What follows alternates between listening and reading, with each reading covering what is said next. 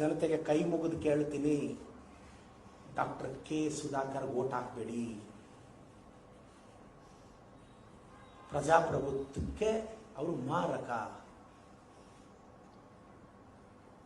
Common ಮ್ಯಾನ್ಗೆ trouble ಕೊಡ್ತಾರೆ. ಅವ್ರು ಹೇಳ್ತಾರೆ ₹1 ಲಂಚ ತಗೊಂಡಿಲ್ಲ ಅಂತ. ನಾಳೆ ನಾನು ನಂಬಿರೋ ದೇವರು ನಂದಿಯ ಭೋಗನಂದೀಶ್ವರ ಟೆಂಪಲ್. ನಾನು ಕಳೆದ 10 ತಿಂಗಳಲ್ಲಿ ಕ್ಲೀನ್ ಅಡ್ಮಿನಿಸ್ಟ್ರೇಷನ್ ಕೊಟ್ಟಿದ್ದೀನಿ.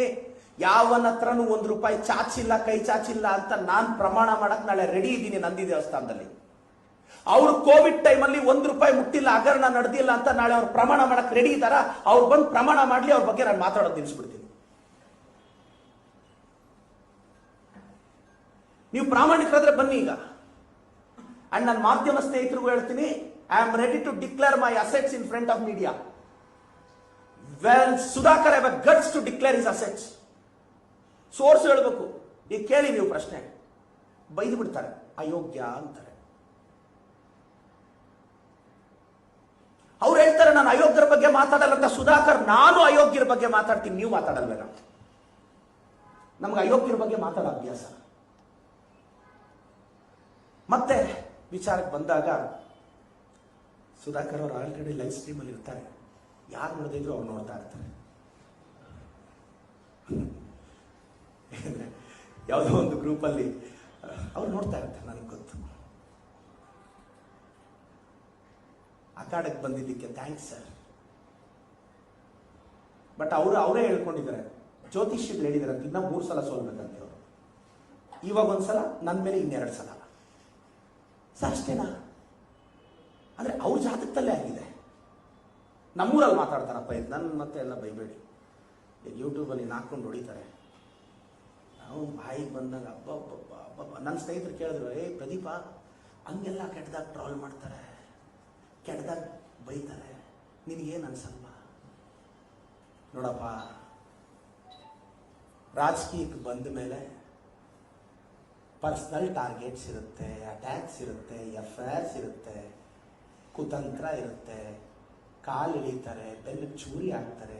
ಇದೆಲ್ಲ ಗೊತ್ತಿದ್ದೇ ರಾಜಕೀಯಕ್ಕೆ ಬಂದಿದ್ದು. ಇದೆಲ್ಲ ಆಗಲ್ಲ ಅಂದ್ರೆ ತೆಪ್ಪಗೆ ನಾನು ಚಾಕ್ ಪೀಸ್ ಇಟ್ಕೊಂಡು ಪಾಠ ಮಾಡಿಕೊಂಡು ಒಂದು ಮೋಟಿವೇಶನಲ್ ವಿಡಿಯೋಸ್ ಬಿಟ್ಕೊಂಡು ಮೊನ್ನೆ ಬಿಗ್ ಬಾಸ್ ಹೋದಂಗೆ ಯಾವ್ದಾದ್ರು ಒಂದು ಶೋಸ್ ಹೋಗಿ ಬರ್ತಾ ಇದ್ದೆ. ಬಟ್ ಎನಿ ಹೌ, ಇದು ಡಾಕ್ಟರ್ ಕೆ ಸುಧಾಕರ್ ಅವರ ಅಧ್ಯಾಯ. ಇನ್ನು 1 ತಿಂಗಳು ನನಗೂ ಸುಧಾಕರ್ಗೂ ನಿರಂತರವಾದ ನಾನ್ ಸ್ಟಾಪ್ ಯುದ್ಧ ನಡೆಯುತ್ತೆ. ನಾವು ಗೆಲ್ತೀವಿ. ಕಾಂಗ್ರೆಸ್ ಪಕ್ಷನ ಚಿಕ್ಕಬಳ್ಳಾಪುರದಲ್ಲಿ, ಕರ್ನಾಟಕದಲ್ಲಿ ಗೆಲ್ಲಿಸ್ತಿರ್ತೀವಿ. ನಾನು ಚಿಕ್ಕಬಳ್ಳಾಪುರ ಲೋಕಸಭೆಗೆ ಆನ್ಸರಬಲ್ ಆಗಿರೋದ್ರಿಂದ ಹುಕ್ ಆರ್ ಕ್ರೂಕ್ ಲೋಕಸಭೆ ರಿಸಲ್ಟ್ ಬರೋವರೆಗೂ ಹಗಲಿರುಳು ಶ್ರಮಿಸಿ ನಮ್ಮ ಪಕ್ಷದ ಅಭ್ಯರ್ಥಿ ಯಾರಾದ್ರೆ ಅವ್ರನ್ನ ಗೆಲ್ಲಿಸ್ತೀವಿ. ಈಗ ಬಿಜೆಪಿ ಸರ್ಕಾರದ ಬಗ್ಗೆ ಮಾತಾಡುವಾಗ KS ಈಶ್ವರಪ್ಪ ಸಾಹೇಬರು ಹಿರಿಯರಿದ್ದಾರೆ. ಅವ್ರು ಗೀತಕ್ಕ ಅವ್ರ ಬಗ್ಗೆ ಒಂದು ಮಾತು ಹೇಳಿದ್ರು. ಈಶ್ವರಪ್ಪ ಸರ್,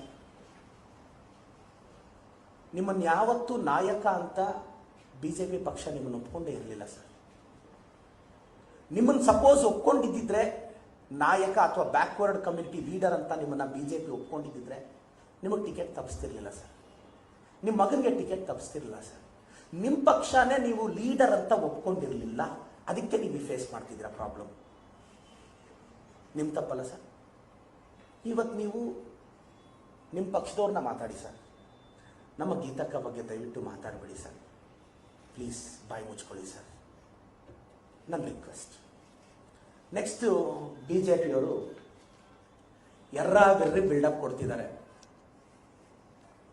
ಇಂಡಿಯಾದಲ್ಲಿ IIT ತಂದಿದ್ದು ಕಾಂಗ್ರೆಸ್ಸು, ಏಮ್ಸ್ ತಂದಿದ್ದು ಕಾಂಗ್ರೆಸ್ಸು, ನಿಮ್ಮೂರಲ್ಲಿರ್ತಕ್ಕಂಥ ರೋಡು, ಗ್ರಾಮ ಪಂಚಾಯತಿ ಕಚೇರಿ, ಸರ್ಕಾರಿ ಹಾಸ್ಪಿಟಲ್, ಸರ್ಕಾರಿ ಶಾಲೆಗಳು ಕಟ್ಟಿದ್ದು ಕಾಂಗ್ರೆಸ್. ನಮ್ಮ ಪಕ್ಷ ಕಷ್ಟಪಟ್ಟು ರೋಡ್ ಹಾಕಿ ಬಿಲ್ಡಿಂಗ್ ಕಟ್ಟದೆ ಅವ್ರು ಲಾಸ್ಟ್ ಅಲ್ಲಿ ಫಾಲ್ ಸೀಲಿಂಗ್ ಆಗ್ಬಿಟ್ಟು ಬಿಲ್ಡಪ್ ಕೊಟ್ರೆ, ಏನೋ 10 ವರ್ಷದಲ್ಲಿ ಇವರೇ ಮಾಡ್ದಂಗೆ ಆಟ ಆಡ್ಬಿಟ್ರೆ, ಆ ಲೆಕ್ಕಕ್ಕೆ 70-75 ವರ್ಷದಲ್ಲಿ ನಾವೇನು ಮಾಡಿಲ್ವಾ?